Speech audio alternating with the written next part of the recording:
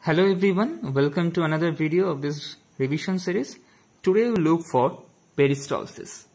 Peristalsis is the mechanism that causes subsequent contraction and relaxation of the gut wall so that food bolus can move downwards from oral to aboral end. We all know after intake of food, the food bolus gradually moves downwards from esophagus to the stomach, then gut, small gut and large gut, and finally to the rectum or anal canal. So what is the mechanism behind this movement? This is peristalsis, and the mechanism of this peristalsis is mainly neural and chemical. We will discuss this neural and chemical mechanism of peristalsis. Suppose this is the gut wall. There is smooth muscle in the gut wall, and at a point this is the food bolus, and as a result the gut wall is distended at this point, and with respect of this point, this is the distal end or aboral end, and this is the proximal end or oral end. If the food is to move downwards or from oral to aboral end, the aboral end should be dilated or widened, and the proximal end or oral end should be constricted so that it can push from behind or push from above, and the food particle will go downwards or forward from oral to aboral end. So from this point we will start. Suppose there is a presence of chyme in a part of intestine.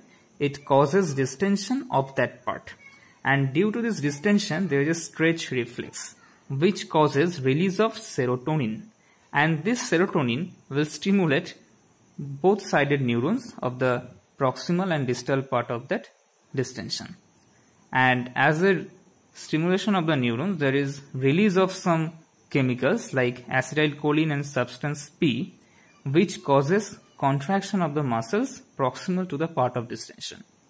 And there is also release of some particle like vasoactive intestinal peptide, nitric oxide, or sometimes ATP, which are responsible for the relaxation of muscle distal to the part of that distension. And as a result of this synchronized contraction of the oral end and relaxation of the aboral end, chyme can now move aborally or from above downwards, and the stretch reflex thus continues so that food particle can easily move from the oral to the aboral end, that is from esophagus to anal canal, and this is the peristalsis.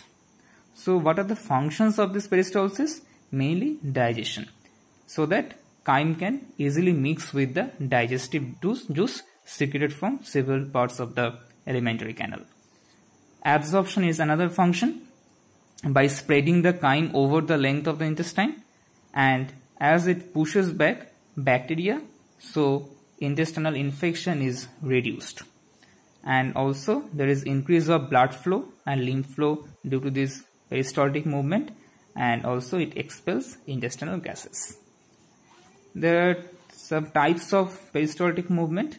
Short range movement are the normal types, that is 2 centimeter movement per second. It is the short range or normal movement. There are sometimes rush movement, that is 20 centimeter per second, and is usually found in GI infection. The mobility of gut is increased during GI infection due to inflammation. And sometimes anti-peristalsis or retrograde movement is found during vomiting. So this is all about peristalsis, and along with this peristalsis we will discuss two basic topics. One is basal electric rhythm, another is MMC. First, basal electric rhythm.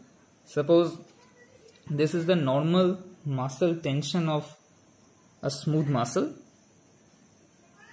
and in case of electrical activity, if we want to plot the electrical activity of smooth muscle of GI tract, the electrical activity is like this. It fluctuates between minus 65 millivolt to minus 45 millivolt, and sometimes there is fluctuation of the rhythm superimposed on this electrical activity, and this is called spike potential, and the rhythm is caused by